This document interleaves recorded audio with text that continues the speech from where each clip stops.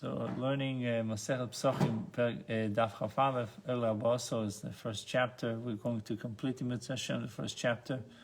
We ended off yesterday with Ein Achras Shlishim Achras. The weight of a third opinion cannot tip the balance between two opposing ones.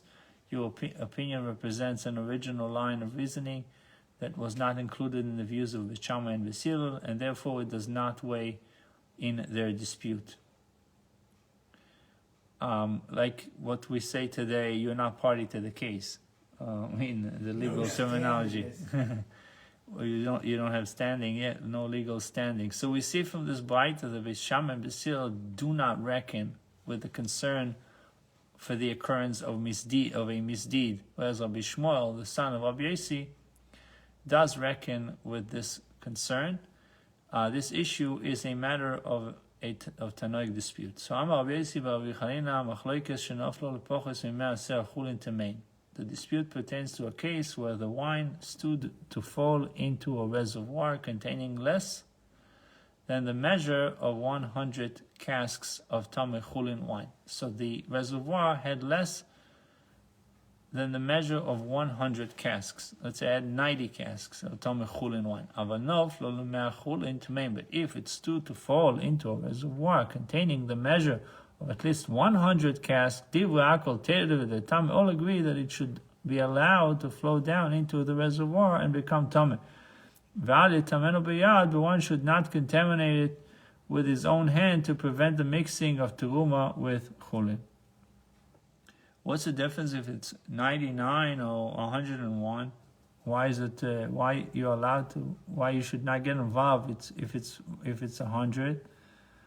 So it says in number 5, has been explained, Rabbi Yeshua permits contaminating Teruma only for the sake of preventing the total loss of the Chulin in the ratio of the Chulin wine to in the reservoir to the Teruma wine in the broken cask is less than 100 to 1. The mixture will be forbidden for consumption and will present a total loss. However, in the ratio of Chulin to Teruma is 100 or more, the Teruma will be nullified when it mixes the Chulin. So I thought of this. It's like you only get involved if there will be a loss. Right. So if it's less than 100, there will be a loss. If it's more than 100, the Teruma will be nullified. Then the 100 of Chulin, and therefore you shouldn't get involved. Let it drip. The if a cask of Teruma wine broke in the upper vat of a wine press, and beneath it there's 100 of Tameh Chulin wine. Rabbi Yeshua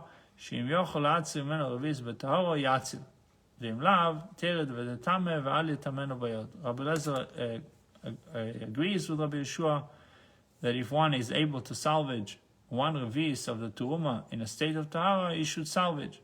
Let it go down. If you can't do that, you should be allowed to flow down and be contaminated, and one should not contaminate it with his own hand by capturing it in a Tameh vessel before it mixes with the Chulin. So would they, knowing this halacha, the producer, would he try to make sure that every time he had to maintain a certain quantity, to maintain a certain quantity. That's why they say. That's why they say if you think the famous saying that if you think education is expensive, try ignorance. Right. So in this one, it really it saves you. It saves you a lot of money. You said that yesterday. I don't believe it. Yeah. But except the problem is having real education and not propaganda. Yeah, of course. That's another day. I think playing it ignorant is meaning you know it, but you play ignorant. That's a different story. Sometimes, yeah. I found in negotiating, you playing dumb, if it's an act or if it's real, works very well. It's like because the guy has to educate you. Right. It's like being so you find out more information. Right. And sometimes he said he wants to take advantage of your ignorance. Right. He wouldn't educate. But then he plays your but I don't get it. How do you mean? You schlepp the information out of him. That's right. I'm Rabbi Lezer, Rabbi Shua, Rabbi Yeshua, Rabbi Lezer, says it should have been worded Rabbi Yeshua agrees to Rabbi Lezer. Amar Rav Eipuch, the other way, it should reverse the names in the Baita and let it be read Rabbi Yeshua agrees to Rabbi Lezer. Avuna Breder Rabbi Yeshua Omar Lo'elum L'Teipuch, actually do not reverse the names. Achama Eskinan, what are we dealing with here? B'kli Shetoicho Toir V'Gabri Tomer. We're dealing with a vessel whose interior is Toher, but whose exterior is Tomer. Mao the Tema Nigza, you might have said that we should decree that one should not capture the Teruma in this type of a vessel. Why? Because the interior is Toher, the exterior is Tomer. Dilma Noga Gaba Betruma, perhaps the exterior will also touch the Teruma. Kamashmal Baita therefore informs us that Rabbi Lezer agrees that one should capture the Teruma in such a vessel, even though there is a concern that it might touch the exterior part of the vessel. Hadron aloch oir la'arba'asa, we shall return to you oir la'arba'asa. With that, we're going to the next chapter, chapter 2. This chapter continues discussing the prohibitions against eating, benefiting from and possessing chametz on Pesach. Tangentially, the Gemara 21b, right? I said it right? Tangentially. I love your love of English. And that's what it says. I'm just reading. Okay, so even so, Well, still put a smile on your face, so I'm satisfied personally. Well, we'll embark on a lengthy discussion of other substances that are forbidden for consumption and whether or not they are also forbidden for benefit, as well as the status of various items that are produced by prohibited substances. So let's dig in, see this chapter. The name of this chapter is called Kol Sha'ah, which translates to every hour or as long as it is. Kol Sha'ah. But it's really a part of a sentence because the Mishnah says Kol Sha'ah shemutar le'echol. So the first two words of the sentence, as long as it is permitted to eat chametz, machi leveimo. If you're allowed to eat, you can feed your animals. Animals eat bread, like donkeys, they eat bread. Lechayo, he is allowed to feed the beast, allowed to feed the birds. Lo'ifus, umechel unachri, he can sell it to a goy. Umutar ban also, and he can benefit. He can have benefit from it, and its benefit is permitted. Ovar zmanoi, if its time has passed, whether it's the 5th hour, the 6th hour, as we learned before, the different opinions, but ovar zmanoi, the time has passed, also ban also, its benefit is forbidden. You should not even use it as charcoals. And one may not fire an oven or stove with it. The Mishnah cites a dispute regarding the proper method for disposing of chametz. According to Rabbi Yehuda, the way to dispose chametz properly is burning it. He may also crumble the chametz and scatter it to the wind, or cast it into the sea. And those that are living on the beach, it's very easy for them. They take a bag, throw it into the water, and finish. But that's according to Chachamim. Rabbi Yehuda says you have to burn it. Chacham telling us that you can crumble it, you can scatter it to the wind, flush it down the toilet. Doesn't say it here, but same idea. Mati layam, or cast it into the sea. Now, it's nullified. If you push it down the toilet, it's certainly nullified. Right. Crumbled. Flushed. Kol shoshu mutar le'echol ma'achil, as long as it is permitted to eat chametz, one may feed to domesticated animals. Kol shoshu mutar le'echol eno ma'achil, but the time that he is not allowed to eat, he is not allowed to feed. Leima masnisin, to feed animals. Leima masnisin the like Rabbi Yehuda. So we say that the Mishnah does not accord with the view of Rabbi Yehuda. Why? Because the Rabbi Yehuda, if we follow Rabbi Yehuda said only on the 5th hour, during which one may not eat chametz, umachil, on the 5th hour, he is not allowed to eat, but he's allowed to feed animals on the 5th hour. That now, we learned Rabbi Meir. Rabbi Meir says, we may eat chametz the entire 5th hour, and we must burn it at the onset of the 6th hour. That was Rabbi Meir. But Rabbi Yehuda, the 4th hour you're allowed to eat, the entire 4th hour you eat. V'soilin kol chomesh, and we suspended the entire fifth hour, which means over here, translate to suspended, that we are allowed to feed the animals. We can benefit from it. V'seivim b'tchil hashesh, and we burn the chametz at the onset of the sixth hour. So according to Rabbi Yehuda, one may not eat chametz during the fifth hour, but he may benefit from it. But So, just his consumption. so according to the Mishnah, it seems like it's not entertaining the opinion of Rabbi Yehuda. Right? Because Rabbi Yehuda says that there is a time that you're not allowed to eat, but you're allowed to feed. According to the Mishnah, it's like, it's a rule. When you're allowed to eat, you're allowed to feed. You're not allowed to eat, you're not allowed to feed. Well, Amai, Rabbi Meir, so what is the opinion of Rabbi Meir? Mishnah accords with Rabbi Meir, according to this. Because Rabbi Meir doesn't differentiate. It's the time you can eat, and there is a time that you cannot eat and cannot feed.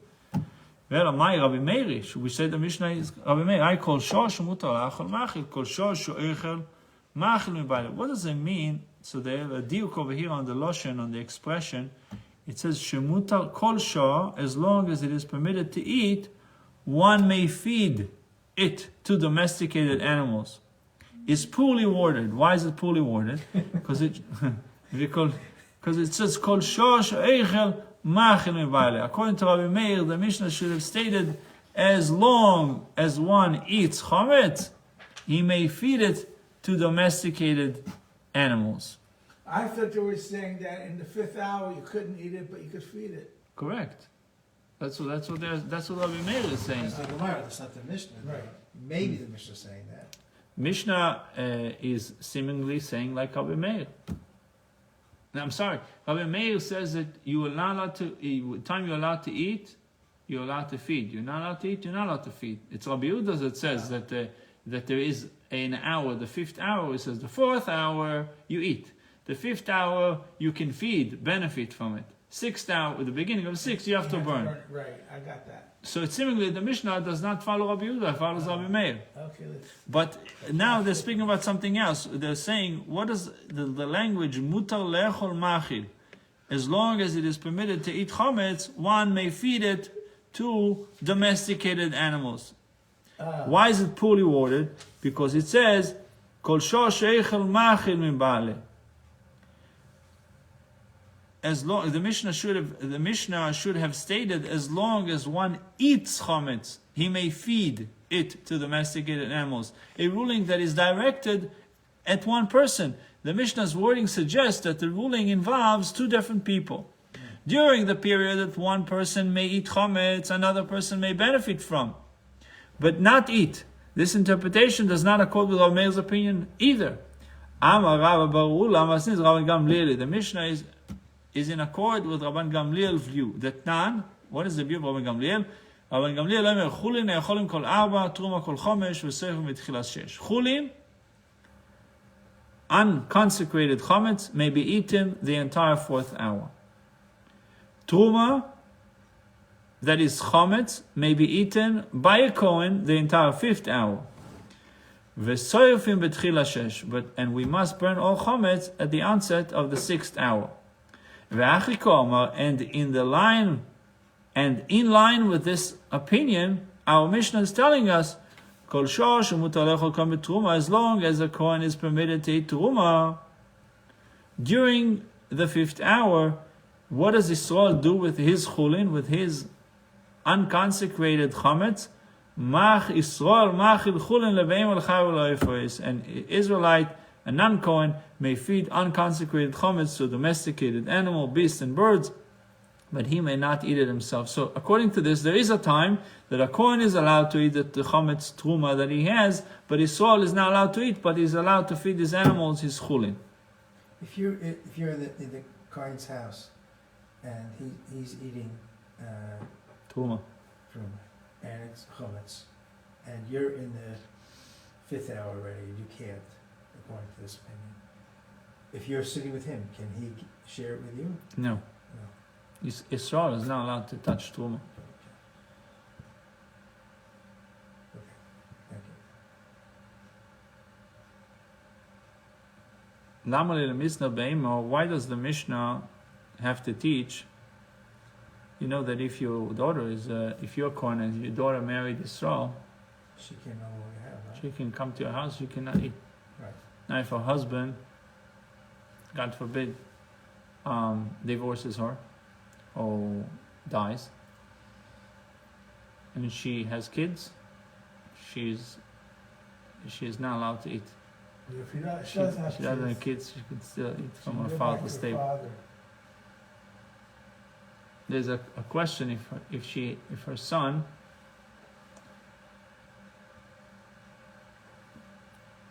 if it's the other if this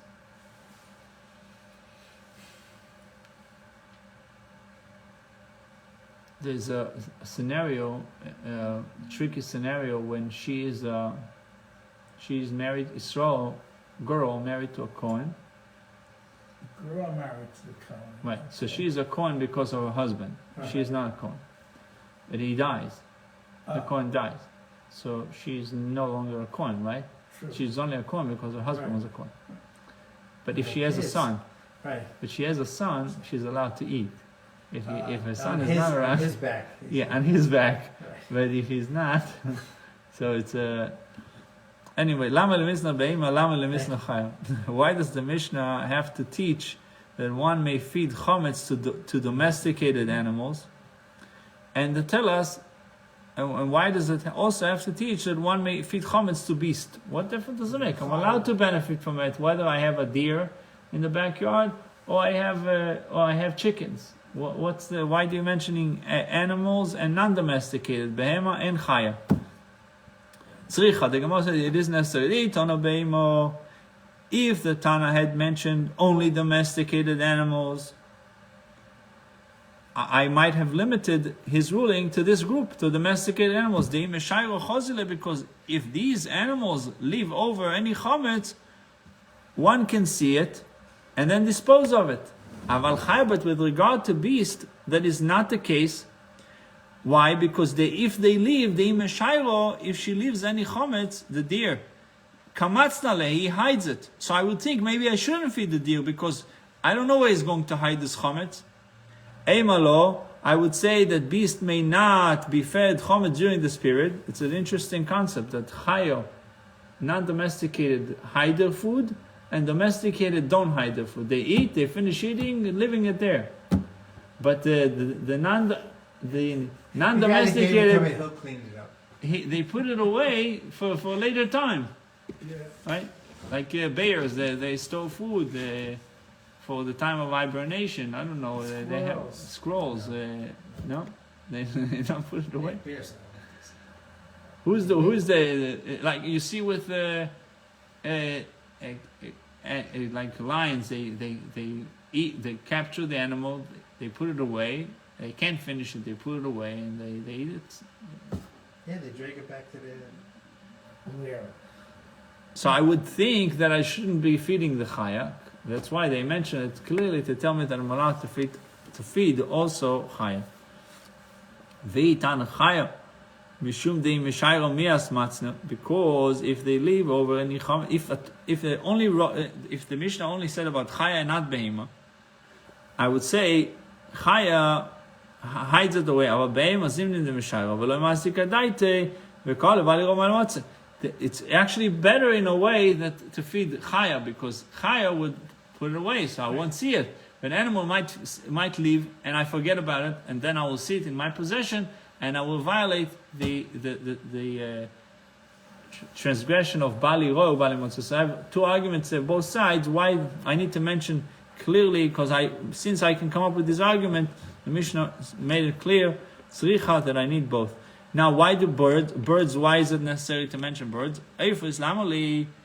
Birds also may be fed during this period. I did Tana Behema v'Chaya Tana Me'ef. So the Tana mentioned Behema, Chaya, so he mentioned also birds. And one may sell the chametz to a Gentile. It's obvious that you can sell it to a goy. So the reason why they mentioned it, this clause serves to exclude the opinion of this Tana. Cited in the following Baita. Tanya Beis Shammai Oimrim. It was taught in a Baita. Beis Shammai say, Beis Shammai said a person may not sell his chametz to a Gentile.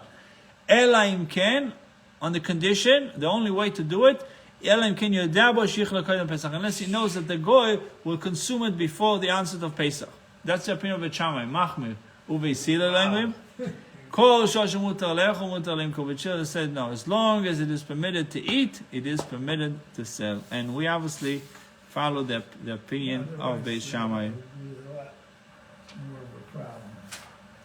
It says in 24, Beis Hillel hold that one is obligated simply to remove chametz from his possession. He is not obligated to have it destroyed or consumed. Hence, one may sell his chametz to a Gentile immediately prior to Pesach, even if it will remain extant during the festival. Rabbi Menashe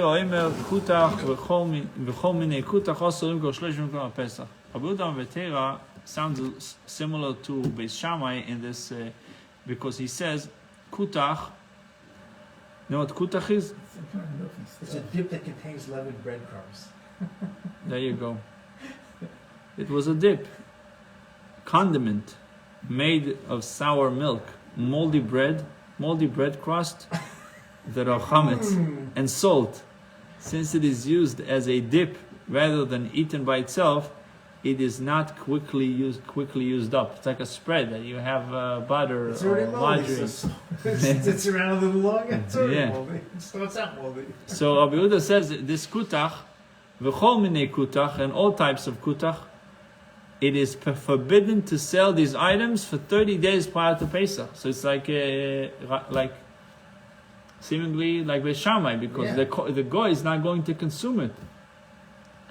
No, and is permitted to benefit from it. Pshita, the Gemara says it's obvious since the Mishnah has already permitted specific ways of benefiting from chametz. This general clause is not necessary. The Gemara says, Loi, tzricha, this clause is needed. Shecha rochoi, koydem zmano. One scorched the chametz before its time. Before the 6th hour. I guess scorched means like to burn it, right? Yeah, here they call it charred. Charred, yeah. It's blackened. Yeah, before it's 6th hour, so he did that before the 6th hour, when it should become rabbinically forbidden for benefit. And it informs us that the law accords with the opinion of Rava. The Omar Rava, what did Rava say? If one scorched his chametz before its time, mutar bano afilu lachar zmanoi.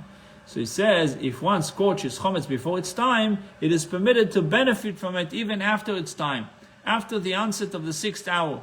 The Mishnah means that the chametz is permitted even after its time, and refers to Rava's ruling. We can say that maybe Rava said that because it's not chametz anymore. You turned it into something else. It's a different entity. Take a loaf of bread, you use the blowtorch, Right. and that's it. Whatever other use you might use it for, according to Rabbi Yehuda, it's okay. You can use it for something else. It's not chametz. Remember we spoke about one of the qualification is that it's not roi la'achilas kelev, that a dog cannot eat it, right? So a dog is not going to touch it. So its time has passed, it is forbidden to benefit from it. The Gemara says, Pshita, it is obvious that when the time has passed, you're not allowed to benefit. The Gemara says, this clause is needed to teach a ruling regarding the hours during which chametz is prohibited by a decree of the rabbis. The 6th hour is rabbinical enactment. For Rav Gidel said the name of Rav Chia bar Yosef, who said the name of Yochanan. Mekadesh misheshor sulemal. If one betrothed a woman with chametz from the beginning of the 6th hour and onward, so you give a donut to a woman on the 6th hour. It's appropriate. On the 6th hour, the question if she's married or not, because you're not allowed to benefit, rabbinically, you're not allowed to benefit from chametz from the 6th hour and on, and you are benefiting because she is now betrothed to you. So if you are allowed to benefit, then the marriage should be valid marriage. But if you're not allowed to benefit from the chametz, then the marriage should not be a good marriage. right? That should be the dilemma. That can be a good marriage. Is it a donut? They acquire you with this. No, a woman says you're eating a donut. She says, "Can I have this donut?" That's You say, Esav. you say, "Will you marry me Yeah. with this? If will you marry me if I give you the donut?" And if she says yes, is it valid or not? Then she thinks, man, you go, oh, sorry, honey, it was too late. So, Yeah. Didn't count. And so maybe a half a donut. Yeah. If it's a kind of like a bagel shape with a hole in it, you say it's like a ring. Wear it like a ring. Right, but today it has to be shava puta. According to the Gemara in Kiddushin says it has to be Oh, it's equal to quite puta. You get So just today- $9 donuts, you know. Today's $3.25 is a donut, so it's That's not for $9. you saw a $9 donut. Let's see, sure, are you kidding? Wow, Yeah, why is it? awful. It's a big donut. You can explain it to me. No, it's because of the hummus. With hummus. It lasts for 8 days. No, the whole thing about the wheat. I never seen a $9 donut. Yeah. Yashin, the Yashin wheat. $8.95. I gotta tell my wife she's undercharging. It's not gonna fly here. So the Gemara says the Amar of let's see Does Rosh she have any Hashanah. left? Wiped out all the donuts. If there is any, I'll bring it here so you guys to enjoy. It's only 600 calories each, so you can. Right, Pick. I know she makes very That's good it? stuff. That's it. No, that's No, what I think it's only $3.25. I think it's probably 300 because it's like homemade. It doesn't have the. Did you ever have rachali? Oh wow, you gotta get a chali. One week just. The Gemara said the Amar Rav Gid, the Amar Bechira, the Amar Yochanan, Kaddish Sheshos, the Amar, if one betroths a woman with chametz from the beginning of the 6th hour and onward, afilu bechite kurdeniso, even if he does so with Cordinian wheat, which we said Cordinian wheat, extremely hard wheat, right? It's not grows on the mountain of Ararat. We heard about this word Ararat in the time of the Mabul. Yeah. That's where that the Teva rested, the Teva landed on the mount of Ararat. In Turkey, theoretically. So he's giving her something that is not really edible at this point, right? Ein choishish in the kiddushim. We do not pay attention or heed to the betrothal. The Mishnah teaches that although the prohibition against deriving benefit from chometz during the 6th hour is merely rabbinic, the biblical act of kiddushin is totally invalid. Totally invalid. And one may not fire an oven or stove with it. This is also contradicting the opinion of Rabbi Yehuda, seemingly, because Rabbi Yehuda said you can benefit if it's the word they use, scorched. If it's scorched, why shouldn't you use it to light up the oven with the bread? You put a little bit of oil on the bread, and now you put the bread on fire, and you can cook with it. Use it as charcoals. Then you get a So, from it. Rabbi Yehuda, it says lo yasik. So Gemara said pshita. But it's not chametz. So Gemara said lo tzricha leRabbi Yehuda d'Omar here. According to Rabbi Yehuda, who said in the latter part, and biur chametz al-sleifa, he said the disposal of chametz is only by burning. He limits that's the only way Right. to burn chametz. It would enter your mind that I would say, since Rabbi Yehuda said that chametz removal requirement is by burning, then while one burns it, let them benefit from it. What's the problem? Kamashmana, the Mishnah therefore informs us that it should not be done, because you might have thought that I'll follow the opinion of Rabbi Yehuda. Says no, you shouldn't do it. Amar Chizkiya.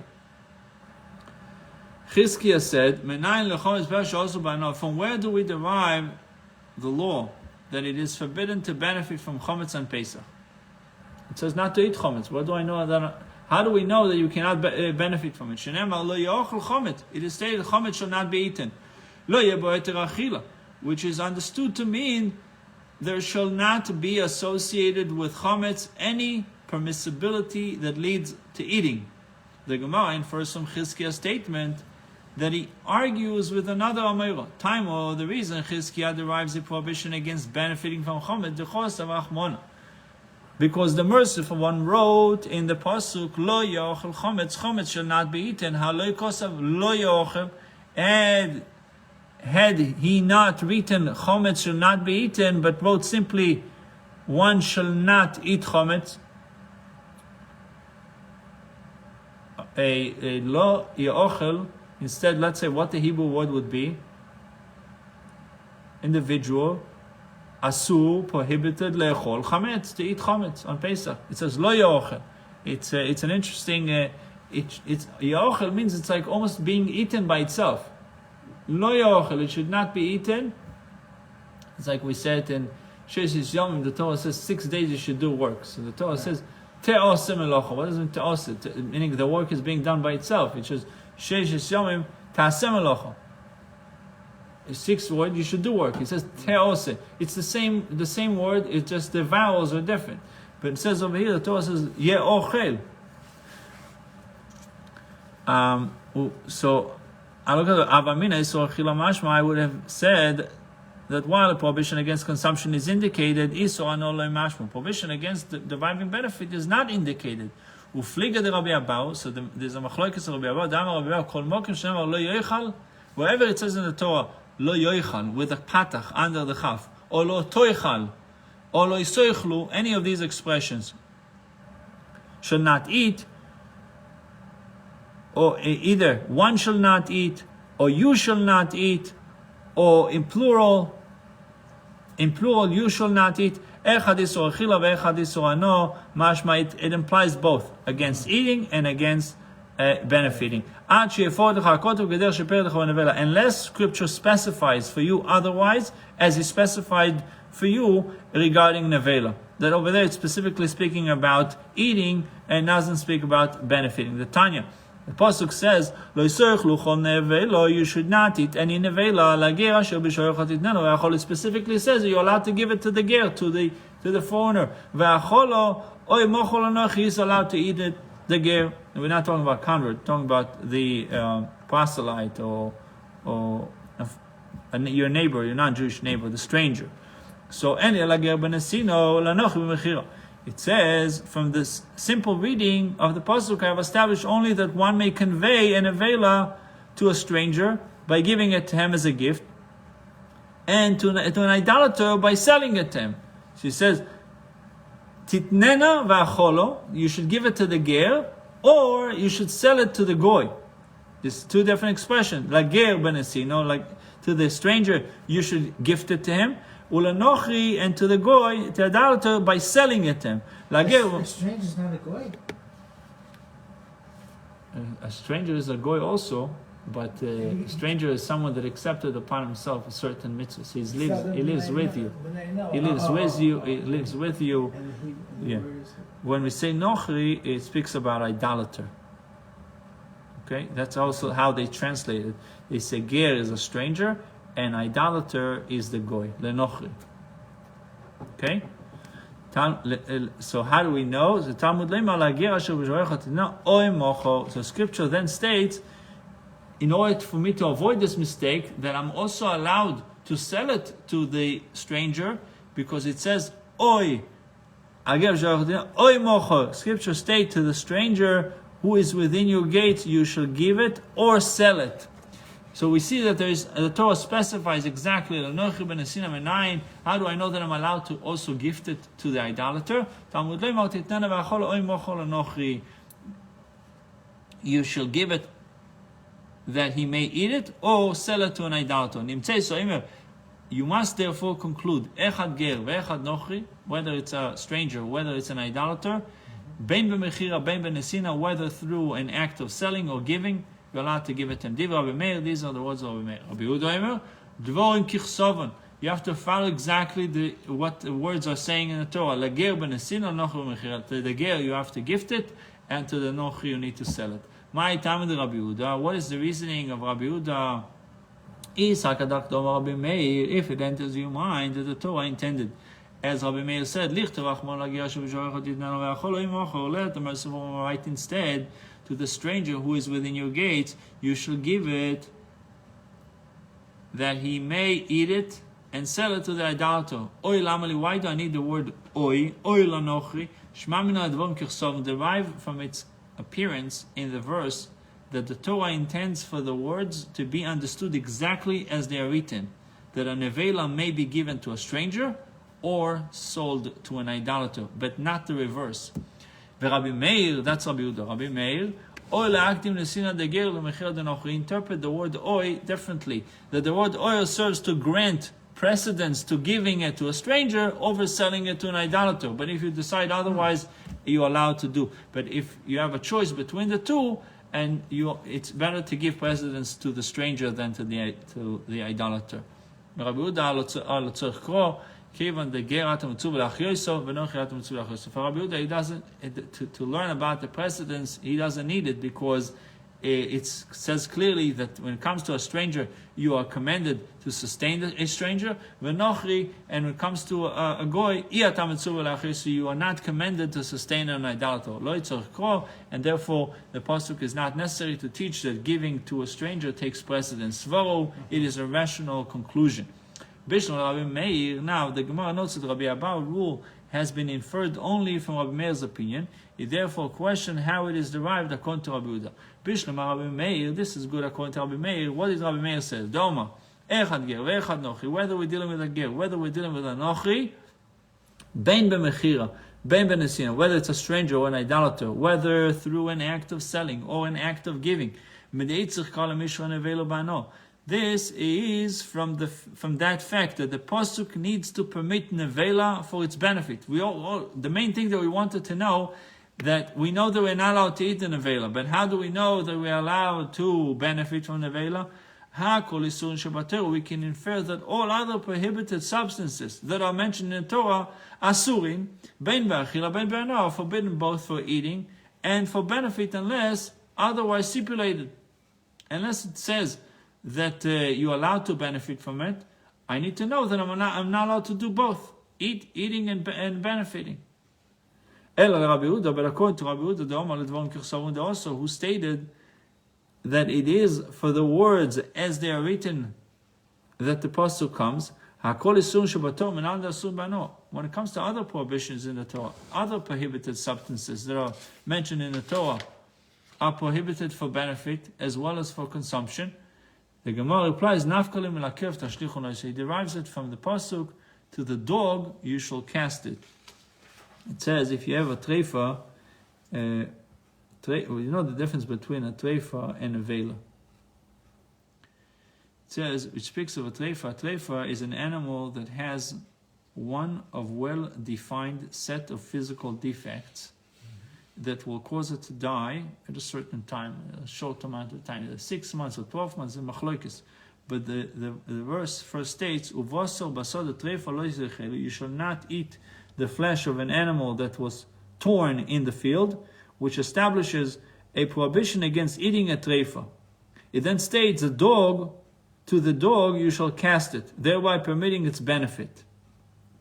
So the apparent meaning of the pasuk is that benefit exists only when one casts the treifa meat to his own dog.